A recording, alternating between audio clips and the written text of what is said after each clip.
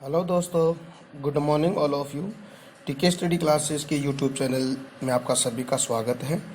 देखिए फ्रेंड्स, आज हम भारत के प्राचीन इतिहास के अंदर हम जो गुप्त साम्राज्य अपन पढ़ रहे थे उसमें आज हम बात करने वाले हैं गुप्त शासकों में रामगुप्त की चर्चा करेंगे और साथ ही हम चंद्रगुप्त द्वितीय और विक्रमादित्य की हम चर्चा करेंगे। इससे पहले वाला जो वीडियो था उसमें हमने बात की है श्रीगुप्त, घटोत्कच, चंद्रगुप्त प्रथम और समुद्रगुप्त के बारे में बहुत ही डिटेल से हमने पढ़ा है।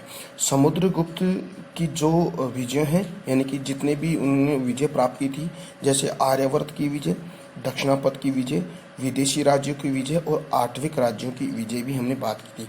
और साथ ही उनके उनके उनसे युद्ध नीति जो अपनाई थी, जैसे हम बात करें कि जो आर्यावर्त की जो नीति थी उसमें समुद्रगुप्त ने प्रसव बोध धरण की नीति अपनाई थी, यानी कि जड़ से उखाड़ फेंकने की नीति उसने अपनाई। और साथ ही हम अगर देखें दक्षिण के राज्यों के प्रति उन्होंने ग्रहण मोक्ष अनुग्रह की नीति अपनाई थी, यानी कि उन पर अनुग्रह करके उनको स्वतंत्र वापस कर देना। तो ये तो हमने बात की थी समुद्रगुप्त के बारे में। और समुद्रगुप्त ने जितने भी प्रकार के जो सिक्के चलाए हैं, यानी कि 6 प्रकार के सिक्के चलाए थे, जैसे गरुड़ प्रकार के, धनुर्धारी, अश्वमेघ यज्ञ प्रकार के, व्याघ्र हनन प्रकार के, वीणा वादन प्रकार के और परशुराम प्रकार के जो सिक्के थे, उन सभी के बारे में हमने बहुत ही डिटेल से हमने पढ़ लिया है। आज हम बात करने वाले हैं रामगुप्त और चंद्रगुप्त द्वितीय, विक्रमा द्वितीय की बात अपन करेंगे। तो ज़्यादा समय ना खराब करते सीधे ही अपन टॉपिक पे चलते हैं। देखिएगा, रामगुप्त की हम चर्चा करते हैं सबसे पहले, ठीक है।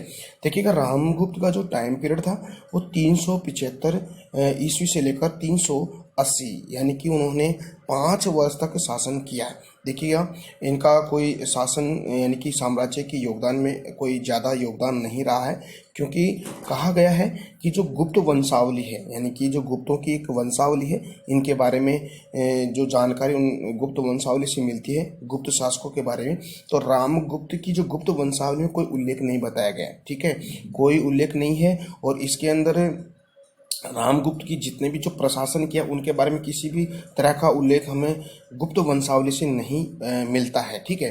देखिएगा, जो रामगुप्त है वो समुद्र गुप्त का बड़ा पुत्र था, ये बहुत इंपॉर्टेंट है, ध्यान दीजिएगा। जो रामगुप्त है, जो समुद्रगुप्त का ये बड़ा लड़का था। देखिएगा, अक्सर जो बुक्स होती है उसके अंदर रामगुप्त का कोई डेटा इसमें नहीं मिलता है। देखिएगा, मैंने कहीं से भी आपको ये डेटा मतलब प्रोवाइड करवा रहा हूँ, तो आप प्लीज़ इस डेटा को बिल्कुल आप अपनी नोटबुक में लिखिएगा। और साथ ही अपना जो टीके स्टडी क्लासेस चैनल है, उस चैनल को अपने फ्रेंड सर्किल में इसके लिंक को शेयर कीजिएगा, सब्सक्राइब भी कीजिए। और सब्सक्राइब करने के पश्चात जो बेल आइकन आता है, उस बेल आइकन को प्रेस कीजिएगा, ताकि जो भी मैं यहाँ से एक नया वीडियो अपलोड करूँ तो उसका जो नोटिफिकेशन है, उसका नोटिफिकेशन आपके पास तुरंत आ जाए। तो ठीक है, तो देखते हैं आगे। अब बात करते हैं रामगुप्त के साहित्यिक स्रोत। देखिएगा, किसी भी शासन के बारे में, किसी भी राजा या सम्राट के बारे में उसकी जो जानने के जो स्रोत होते हैं, 2 ही प्रकार के स्रोत होते हैं। एक तो पुरातात्विक स्रोत होता है और एक साहित्यिक स्रोत होता है। इसमें हम बात कर रहे हैं रामगुप्त के साहित्यिक स्रोत की हम बात कर रहे हैं। देखिएगा, रामगुप्त है जो समुद्रगुप्त का बड़ा पुत्र था, उसके साहित्यिक स्रोत कौन कौन से हो सकते हैं, यानी कि साहित्यिक स्रोतों से हमें जानकारी कहाँ कहाँ से मिलती है। देखिएगा, सबसे पहले हम बात करते हैं जो विशाख दत्त द्वारा जो रचित किताब है देवी चंद्रगुप्तम। ध्यान देखिए, बहुत इंपॉर्टेंट है इसके अंदर, ओके। तो याद क्या रखना है, पहले तो आपको रखना है देवी चंद्रगुप्तम जो बुक है किसके द्वारा लिखी गई थी, विशाख दत्त के द्वारा लिखी गई थी। और इस किताब के अंदर किसके बारे में जानकारी मिलती है, रामगुप्त के बारे में जानकारी मिलती है। एक तो बात ये हो गई। दूसरी बात अगर हम करें तो जो बाणभट्ट है, बाणभट्ट के द्वारा जो किताब रचित थी, यानी कि उनके द्वारा लिखी गई किताब हर्ष चरित्र के बारे में हमें जानकारी मिलती है, ओके। और हर्ष चरित्र के द्वारा जो कमेंट लिखा गया, यानी कि जो हर्ष चरित्र जो बुक थी, उस हर्ष चरित्र बुक पर जो शंकराचार्य थे, आदि पुरुष थे, यानी कि आदि शंकराचार्य थे, उन्होंने इस हर्ष चरित्र पर कमेंट लिखा, यानी कि टीका, शंकराचार्य की टीका लिखी गई। तो इससे भी हमें रामगुप्त के बारे में जानकारी मिलती है। एक है राजशेखर, बहुत ही प्रकांड विद्वान थे। राजशेखर की एक किताब है काव्य मीमांसा। इस काव्य मीमांसा भी से भी हमें रामगुप्त के बारे में जानकारी मिलती है। और जो भोज थे, भोज के द्वारा श्रृंगार प्रकाश है, इससे भी हम जानकारी मिलती है। और साथ ही एक अली हसन, ठीक है, एक अबुल अली हसन थे, उनके द्वारा जो किताब लिखी गई थी मुजमल उल त्वारिक, ध्यान दीजिए, बहुत इंपॉर्टेंट किताब मुजमल उल त्वारिक, ठीक है। तो इस मुजमल उल त्वारिक से भी हमें रामगुप्त के बारे में जानकारी मिलती है। देखिए फ्रेंड्स, इसमें सबसे इम्पोर्टेंट जो बुक है, वैसे मोस्ट सारी ये इम्पोर्टेंट बुक सारी है, लेकिन जो सर्वाधिक जो सटीक जानकारी हमें जो मिलती है, विशाख दत्त द्वारा विरचित देवी चंद्रगुप्तम जो बुक है उससे मिलती है। देखिएगा, इस देवी चंद्रगुप्तम जो बुक है उसमें क्या बात लिखी गई, उसको थोड़ा सा हम इसको थोड़ा ब्रीफ आइडिया ले लेते हैं। देखिएगा, जो रामगुप्त है, कहा गया है कि कमजोर शासक था, ठीक है, और इसके बारे में बताया गया है देखिएगा, इसके बारे में क्या बताया गया है। देखिएगा, रामगुप्त के समय में, यानी कि जब उन्होंने जो शासन किया था 375 से लेकर 380 तक उन्होंने शासन किया है, तो उस समय भारत पर क्या है, शकों का आक्रमण हुआ, ठीक है। जब शकों का आक्रमण होता है तो रामगुप्त की जो पत्नी थी ध्रुव देवी, ध्यान दीजिएगा, नाम क्या है, ध्रुव देवी, ठीक है, ये ध्रुव देवी इसकी पत्नी थी, ठीक है। और ध्रुव देवी पत्नी थी। जब शकों का आक्रमण होता है तो आपको पता है ये बहुत ही कमज़ोर शासक रहता है, और ये शकों के आक्रमण से बचने के लिए अपने दिमाग पे एक आइडिया लेके आता है कि मैं अगर मेरी जो पत्नी है ध्रुव देवी को, शकों को अगर मैं सौंप दूं तो मेरे साम्राज्य में शांति व्यवस्था स्थापित हो सकती है, ठीक है। तो जब ये बात उसने सभासदों के सामने रखी तो वहाँ पर जब उसका जो छोटा भाई चंद्रगुप्त द्वितीय था, बहुत ही खूंखार व्यक्ति था, तो उसको बहुत ही बड़ा गुस्सा आया और कहता है कि तू ऐसा करेगा, यानी कि साम्राज्य को बचाने के लिए अपनी पत्नी ध्रुव देवी को क्या करेगा, शकों को सौंपेगा। तब ये क्या करता है, जो चंद्रगुप्त द्वितीय क्या करता है, यानी कि अपने साम्राज्य को बचाने के लिए, यानी कि ध्रुव देवी को बचाने के लिए और जो गुप्त वंश को बचाने के लिए क्या करता है, ये क्या करता है, वेश बदल देता है। और वेश बदल कर, किसका वेश बदलता है, ध्रुव देवी का वेश बदल कर कहाँ चला जाता है, इन जो शक राज हैं, जिन्होंने जो गुप्तों पर आक्रमण करने की सोच रहे थे, तो शक राज के पास चला जाता है और शक राज के पास जाकर उस शक राज की क्या करता था, हत्या कर देता है। कौन, चंद्रगुप्त द्वितीय विक्रमादित्य, और शक राज की हत्या कर देता है। तो इसकी जो जानकारी मिलती है, एक तो विदिशा और एक उदयगिरी में जो सिक्के प्राप्त हुए हैं उनसे हमें ये जानकारी मिलती है। अंत में एक किताब इसमें ये भी बताया गया है, इस जो देवी चंद्रगुप्तम में ये भी बताया गया है कि जो चंद्रगुप्त विक्रमादित्य है, ये रामगुप्त की हत्या करके ध्रुव देवी से क्या कर लेता है, ये विवाह भी कर लेता है। तो फ्रेंड्स, ये आपको थोड़ा सा मैंने ब्रीफ आइडिया दिया, ठीक है, क्योंकि रामगुप्त एक कमज़ोर शासक था और इस रामगुप्त के बारे में जो जानकारी की जो स्रोत हैं वो सिर्फ हमें पुरातात्विक स्रोत नहीं मिलते हैं, कम मिलते हैं। जिसमें सबसे ज़्यादा हमें मिलते हैं जो साहित्यिक स्रोत है, देवी चंद्रगुप्तम, हर्षचरित्र, बाणभट्ट की हर्षचरित्र, शंकराचार्य की टीका, हरिचरित्र पर जो शंकराचार्य ने टीका लिखी वो है, काव्य मीमांसा राजशेखर के द्वारा लिखी गई है, और श्रृंगार प्रकाश भोज के द्वारा लिखी गई है, और अबुल अली हसन के द्वारा मुजमल उल त्वारिक नामक किताब के अंदर इसके बारे में जानकारी मिलती है। तो डियर फ्रेंड्स, आई होप, मैं समझता हूँ कि आपको ये बातें समझ में आ गई है, ठीक है। तो फिर हम आगे बढ़ते हैं। देखिए, एक विशेष बात देख लेते हैं। देखिए क्या विशेष बात है फ्रेंड्स, सर्वप्रथम जो आर.डी. बनर्जी है, आर.डी. बनर्जी ने चंद्रगुप्त को ऐतिहासिक सिद्ध करने का प्रयास किया, यानी कि जो आर.डी. बनर्जी है उन्होंने रामगुप्त को ऐतिहासिक सिद्ध करने का सबसे पहले प्रयास किया, ठीक है। लेकिन ये प्रयास उनका असफल रहा, क्योंकि गुप्त वंशावली के अंदर जो रामगुप्त है, इस रामगुप्त के बारे में कोई उल्लेख नहीं बताया गया है। इसके साथ ही अगर देखें, थोड़ा बहुत पुरातात्विक स्रोतों से हम देख लेते हैं कि रामगुप्त के सिक्के प्राप्त हुए हैं, कहाँ मिले हैं, एरण यानी कि मध्य प्रदेश में मिले हैं, और साथ ही हम हैं बेसनगर, जो कहाँ पे है, बेसनगर मध्य प्रदेश में, यानी कि इसके सिक्के मिले कहाँ, एरण और बेसनगर में रामगुप्त के सिक्के मिले हैं। तो ये कुछ पुरातात्विक स्रोतों से भी हमें जानकारी मिलती है। ठीक है फ्रेंड्स, तो ये हमने बात की किसके बारे में, रामगुप्त के बारे में। तो देखिए इतना ही जो रामगुप्त के बारे में जानकारी मिलती है, क्योंकि अक्सर बुक्स वगैरह जो आप गाइड्स वगैरह पढ़ते हो उनमें रामगुप्त के बारे में कोई डिटेल नहीं दे रखी है। तो याद रखिएगा फ्रेंड्स, रामगुप्त के बारे में आप अपनी नोटबुक में ऐसे कैसे इसको नोटबुक में लिखिएगा। ठीक है, और ये जो किताबें हैं उनको आप जरूर याद कीजिएगा। ठीक है, देखते हैं आगे। अब हम बात करते हैं फ्रेंड्स चंद्रगुप्त द्वितीय। देखिएगा चंद्रगुप्त द्वितीय, विक्रमादित्य, ये विक्रमादित्य इसकी उपाधि थी। जब उन्होंने शकों को पराजित कर दिया था तब उसको विक्रमादित्य सकारी की उपाधि ली गई थी उनके द्वारा। तो वो देखते हैं आगे। देखिएगा जो चंद्रगुप्त द्वितीय है, पहले हम कह नहीं सकते कि चंद्रगुप्त द्वितीय विक्रमादित्य, क्योंकि शकों को पराजित करने के बाद में उन्होंने विक्रमादित्य की उपाधि धारण की थी। तो हम यहाँ पे उसको ध्यान दीजिएगा, आगे जाकर विक्रमादित्य की उपाधि लेगा ये। ठीक है, तो अब तो पहले तो जब ये शासन करता है, यानी कि जब राजा बनता है 380 के अंदर, तभी चंद्रगुप्त विक्रमादित्य ही रहता है, चंद्रगुप्त द्वितीय ही रहता है, विक्रमादित्य नहीं रहता है। तब उन्होंने शकों को पराजित कर दिया, तब वो विक्रमादित्य की उपाधि धारण करता है, फिर इसका नाम हो जाता है चंद्रगुप्त द्वितीय विक्रमादित्य। ओके, तो देखते हैं पहले हम चंद्रगुप्त द्वितीय विक्रमादित्य की जो टाइम पीरियड है वो टाइम पीरियड देखिएगा 380 से लेकर 412 ईस्वी तक ये शासक रहता है। देखिएगा बहुत ही पावरफुल शासक था। देखिए सबसे पहले हम बात करते हैं कि जो चंद्रगुप्त द्वितीय विक्रमादित्य अपनी शक्ति को बढ़ाने के लिए वैवाहिक संबंध स्थापित करता है। बहुत ही चालाक बुद्धिमानी व्यक्ति था ये। तो अपनी शक्ति को बढ़ाने के लिए वैवाहिक संबंध स्थापित करता है। जैसे हमारे भारत में अगर देखिए राजस्थान की अगर हम बात करें तो जो अकबर ने जो अपनी शक्ति को बढ़ाने के लिए वैवाहिक संबंध किए थे। ठीक है, तो वैसे ही उसने क्या किया, चंद्रगुप्त द्वितीय विक्रमादित्य ने वैवाहिक संबंध स्थापित किए अपनी शक्ति को बढ़ाने के लिए। देखिएगा कौन कौन से वंश में वो अपना वैवाहिक संबंध स्थापित करता है। सबसे पहले अगर हम बात करें तो चंद्रगुप्त द्वितीय ने अपना खुद का जो विवाह है, यानी कि नाग एक राजकुमारी थी, यानी कि नाग वंश की एक राजकुमारी थी, यानी कि कुबेर नागा के साथ वो विवाह करता है। तो देखिएगा अपना संबंध स्थापित किया कहाँ, नाग वंश में। देखिएगा नाग वंश में। ठीक है, एक बात ये। ओके, देखते हैं आगे।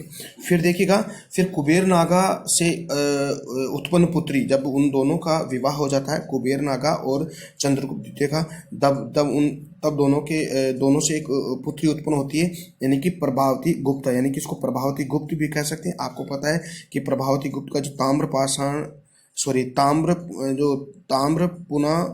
पुना का ताम्र जो पत्र मिला है उससे भी हमें जानकारी मिलती है गुप्त शासन की। ठीक है, तो उनकी जो पुत्री थी कुबेर नागा से उत्पन्न पुत्री प्रभावती गुप्ता का विवाह उसने वाकाटक नरेश, देखिएगा बहुत, यानी कि अब किसके साथ वैवाहिक संबंध स्थापित करा अपनी लड़की का, वाकाटक वंश का। ठीक है, तो वाकाटक नरेश रुद्रसेन द्वितीय के साथ विवाह करता है। तो देखिएगा नागवंश में खुद का विवाह करता है, फिर उससे उत्पन्न पुत्री प्रभावती गुप्ता का जो विवाह है वाकाटक वंश के अंदर उसका जो शासक था रुद्रसेन द्वितीय के साथ विवाह कर देता है। ठीक है, तो दो वंशों से उसने वैवाहिक संबंध स्थापित कर लिए।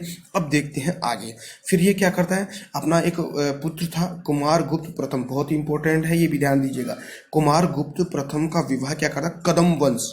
देखिएगा फिर ये कदम वंश से भी अपने वैवाहिक संबंध स्थापित करता है, अपने पुत्र का विवाह करता है। कुमार गुप्त प्रथम का कदम वंश के काकुत्स वर्मन की पुत्री के साथ विवाह करता है। तो ध्यान दीजिए फ्रेंड्स, देखिएगा 3 वंशों में अपने वैवाहिक संबंध स्थापित करता है। नागवंश में तो खुद का विवाह करता है, फिर वाकाटक वंश में अपनी पुत्री प्रभावती गुप्ता का विवाह करता है, फिर कदम वंश में अपने पुत्र कुमार गुप्त प्रथम का विवाह करता है, काकुत्स वर्मन की पुत्री के साथ विवाह करता है। तो ऐसे ये अपनी चतुराई से, अपनी बुद्धिमत्ता से अपने साम्राज्य को बढ़ाने के लिए ये अपने कूटनीति का साथ लिया और सबसे पहले उन्होंने वैवाहिक संबंध स्थापित किया। अब ध्यान दीजिएगा नागवंश है, वाकाटक वंश है, कदम वंश, ये तीनों वंश मिल गए तो इसका मतलब ये चंद्रगुप्त द्वितीय विक्रमादित्य बहुत ही पावरफुल व्यक्ति बन गया। तो ठीक है, तो याद रखिएगा, ये बहुत इंपॉर्टेंट है। आगे देखते हैं आगे। देखिएगा अब हम एक विशेष बात देख लेते हैं। देखिएगा, एरण अभिलेख, मैंने अभी बताया एरण अभिलेख के बारे में भी हमने अभी बताया था कि एरण जो अभिलेख है इससे रामगुप्त के बारे में भी चर्चा एरण अभिलेख से मिलती है। तो एरण अभिलेख कहाँ है? आपके जो कहाँ पे है? मध्य प्रदेश में। तो इस एरण अभिलेख में जो समुद्रगुप्त था, जो हमने पिछले वाले वीडियो में मैंने आपको बता दिया था, वहाँ पर मैं इस चीज़ को नहीं बता पाया, इसलिए माफ़ी चाहता हूँ। मैं इसको यहाँ पे बता देता हूँ कि जो एरण अभिलेख में जो समुद्रगुप्त की जो पत्नी है, उस पत्नी का नाम था दत्त देवी। ध्यान दीजिएगा, एरण अभिलेख में यह बताया गया है कि जो समुद्रगुप्त की जो पत्नी, उसका नाम दत्त देवी है। ठीक है, देखते हैं आगे। ओके, समझ में आया फिर फ्रेंड्स? ओके, देखिए फ्रेंड्स, आप इसके नोट्स बनाएगा।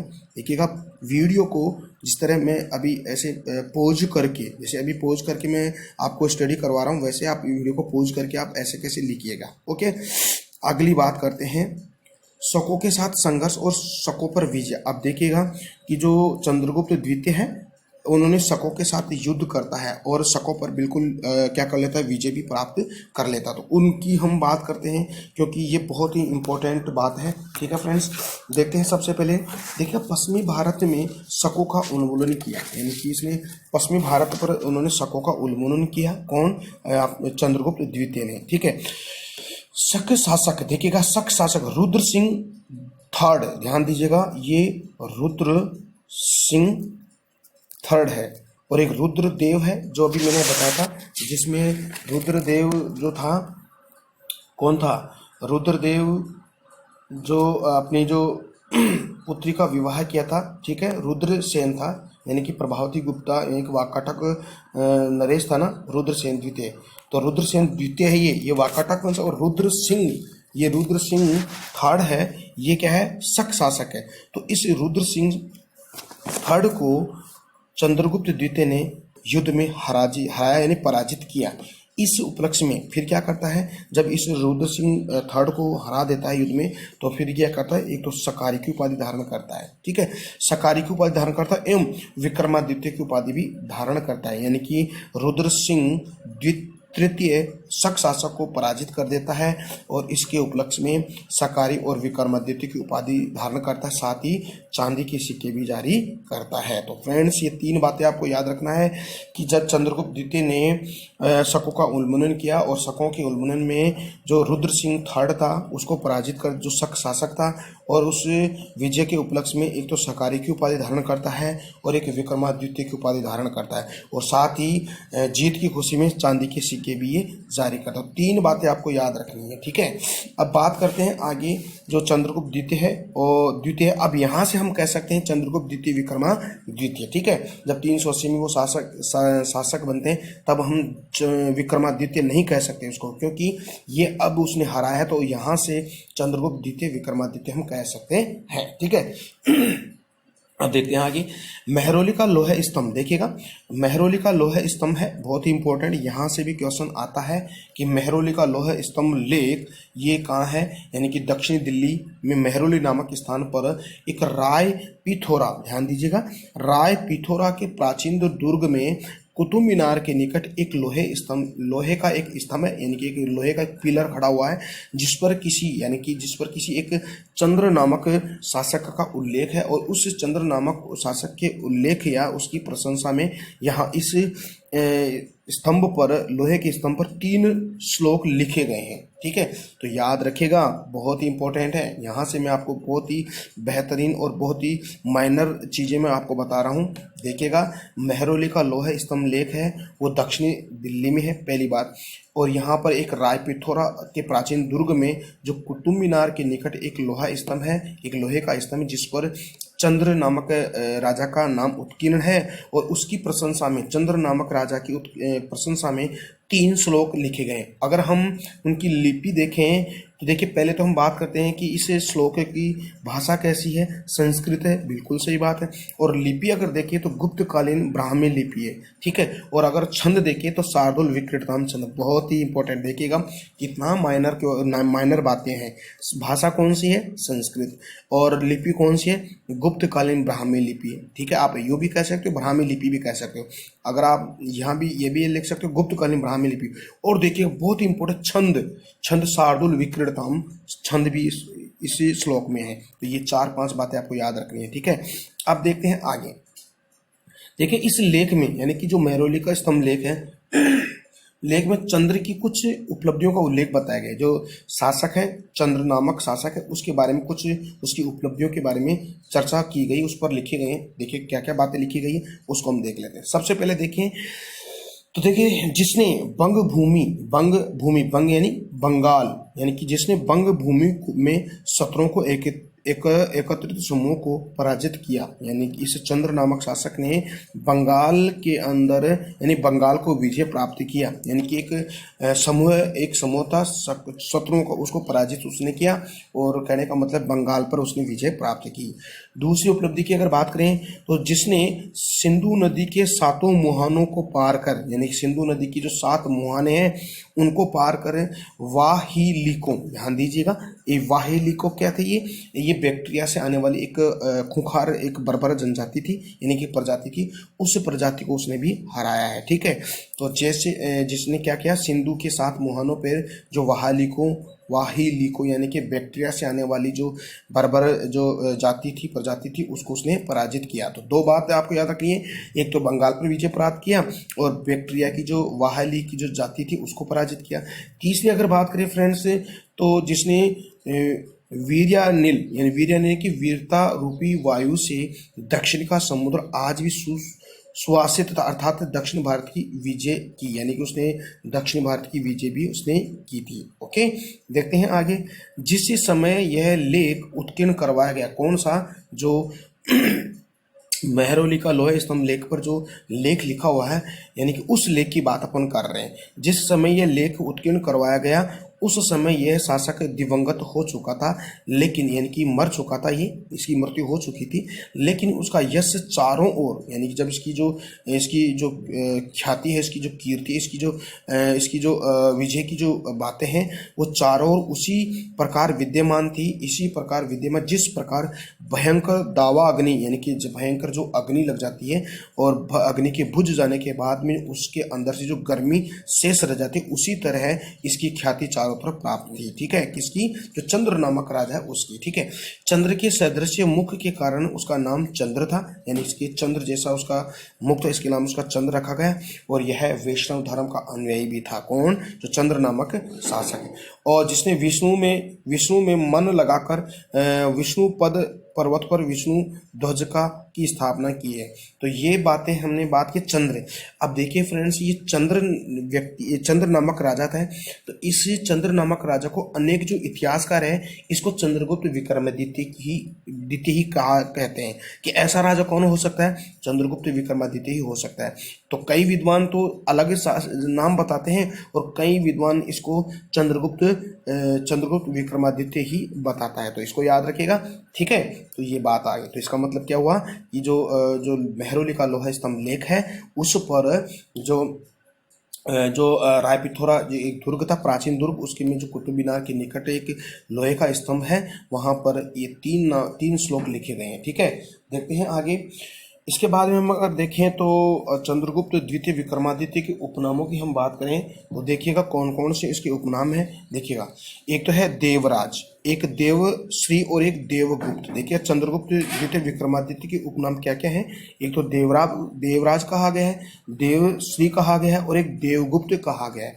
और इस चंद्रगुप्त विक्रमादित्य की अगर हम जानकारी की स्रोतों की बात करें, कैसे साहित्यिक स्रोतों की अगर हम बात करें तो फ्रेंड्स, कालिदास के जितने भी ग्रंथ हैं, जितने भी नाटक हैं, जैसे अभिज्ञान शाकुंतलम है, कुमार सम है, विक्रमोर्वशी है, मालविकाग्निमित्रम, ऋतु संहार है, मेघदूत है, इन सभी से हमें चंद्रगुप्त विक्रमादित्य की जानकारी मिलती है। देखिए फ्रेंड्स, हम एक अलग से वीडियो लेके आएंगे जो साहित्यिक स्रोतों के बारे में बहुत ही बेहतरीन तरीके से मैं पढ़ाने वाला हूँ। तो प्लीज़ आप ना जो अपना टीके स्टडी क्लासेस चैनल है इसको सब्सक्राइब कीजिएगा, और सब्सक्राइब करने के बाद जो बेल आइकन आता है उसको प्रेस कीजिएगा, ठीक है। और इसके लिंक को अपने फ्रेंड सर्कल में शेयर कीजिएगा, ठीक है।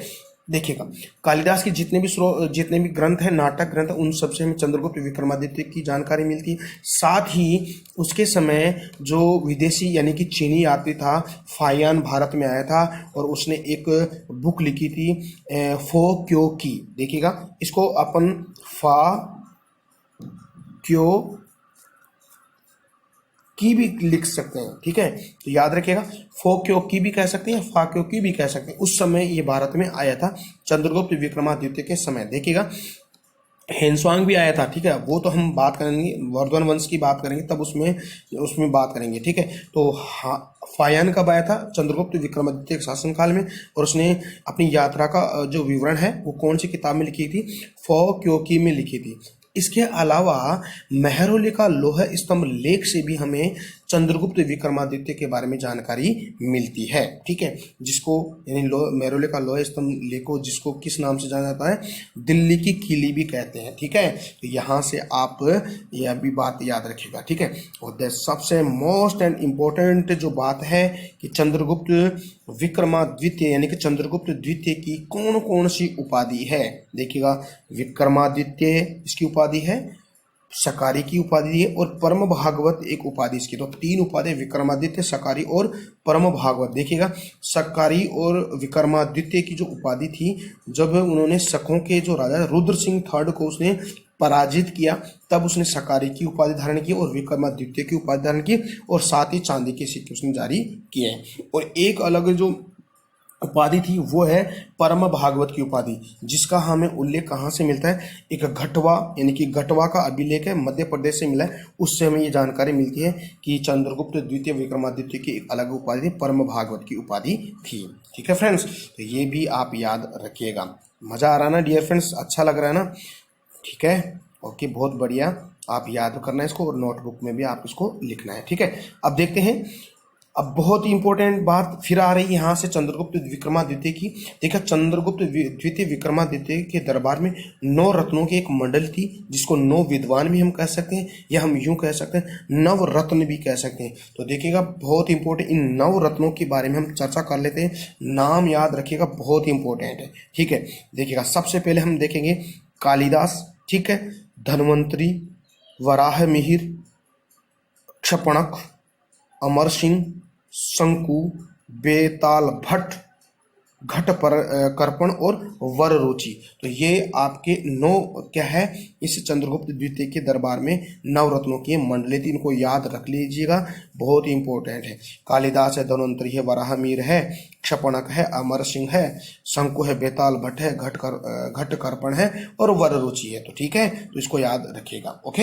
हम बात करते हैं आगे। अब देखते हैं, कुछ विशेष बात कर लेते हैं फ्रेंड्स चंद्रगुप्त द्वितीय विक्रमादित्य के बारे में। देखिएगा, चंद्रगुप्त द्वितीय के काल में चीनी यात्री फाहियान भारत आया, भ्रमण के लिए आया, और उस जो कुमार गुप्त फर्स्ट के काल तक रहा। यानी कि अगर क्वेश्चन बने कि चंद्रगुप्त द्वितीय के दरबार में जो फाहियान आया था, विदेशी यात्री, चीनी यात्री था, वो कुमार गुप्त के काल तक भी रहता है। यानी 2 शासकों के काल तक रहता है, गुप्त शासकों के, एक तो चंद्रगुप्त द्वितीय विक्रमादित्य और कुमार गुप्त के शासन काल तक रहता है। अगर हम इसके टाइम पीरियड की बात अगर कहें तो 15 वर्षों तक ये भारत में रहता है। यानी कि 399 में आया था और 414 ईस्वी में ये वापस चीन लौट जाता है, ठीक है। और उसने अपनी यात्रा का जो विवरण है वो कौन सी किताब में लिखता है? फा क्यों की में लिखता है, जिसमें सम्राट के नाम का कोई उल्लेख नहीं करता है, ठीक है। यानी कि किसी भी सम्राट का नाम नहीं लिखता ये, ठीक है, इसी किताब के अंदर फाक्यों की में। और फाहियान स्थल मार्ग, देखिएगा ये क्वेश्चन RAS में क्वेश्चन आया हुआ है कि जो फाहियान है ये स्थल मार्ग से तो भारत में आता है और समुद्र मार्ग से वापस लौटता है। ऐसे अगर देखें, हेनसांग क्या है? हेनसांग आता है समुद्री मार्ग से आता है और समुद्री मार्ग से ही वापस लौटता है। तो हेनसांग के बारे में आगे हम पढ़ेंगे, ठीक है। तो स्थल मार्ग से आता है और समुद्री मार्ग से कौन लौटता है? फाहियान लौटता है, ठीक है। और चंद्रगुप्त द्वितीय विक्रमादित्य के मथुरा लेख में सर्वप्रथम गुप्त संवत का प्रयोग हुआ है। यानी कि एक मथुरा का लेख है, उसमें चंद्रगुप्त द्वितीय के जो मथुरा लेख का जो गुप्त वंश की जानकारी हमें वहां से मिलती है, ठीक है फ्रेंड्स। देखते हैं आगे। अब देखिए, चंद्रगुप्त द्वितीय विक्रमादित्य ने 4 प्रकार के सिक्के जारी किए। कौन कौन से? देखिएगा, 6 प्रकार के सिक्के किसने जारी किए? समुद्रगुप्त ने। और 4 प्रकार के सिक्के जारी किसने किए? चंद्रगुप्त द्वितीय विक्रमादित्य। कौन कौन से? देखिएगा, एक है धनुर्धारी प्रकार का सिक्का, एक छत्रधारी प्रकार का सिक्का, एक सिंह निहंता प्रकार का सिक्का, एक है अश्वारोही प्रकार का सिक्का। जो सिंह निहंता प्रकार का जो सिक्का है उसमें गुजरात में शकों का उन्मूलन की बात बताई गई है। तो गुप्त गुजरात में शकों का उन्मूलन का किस सिक्के से हमें किस सिक्के से जानकारी मिलती है, तो सिंह निहंत प्रकार के सिक्के से हमें जानकारी मिलती है। तो फ्रेंड्स, आज का हमारा टॉपिक यहीं पे एंड होता है और कल हम बात करने वाले जो गुप्त शासक, जो जितने भी गुप्त शासक है, जो परवर्ती गुप्त शासक है और जो लास्ट वाला जो विष्णु गुप्त शासक है और वो जो स्कंद गुप्त है, कुमार गुप्त है, उन सब के बारे में कल वाले वीडियो में उसको सभी को हम क्या कर लेंगे, कवर कर लेंगे। तो डियर फ्रेंड्स, कैसा लगा आज का टॉपिक? उम्मीद करता हूँ कि अच्छा लगा है। अगर डियर फ्रेंड्स, अगर आपको अच्छा लगा है तो प्लीज़ अपना जो टीके स्टडी क्लासेस चैनल है इसी लिंक को अपने फ्रेंड सर्किल में शेयर कीजिएगा। ठीक है, तो फिर हम कल मिलते हैं। Bye bye.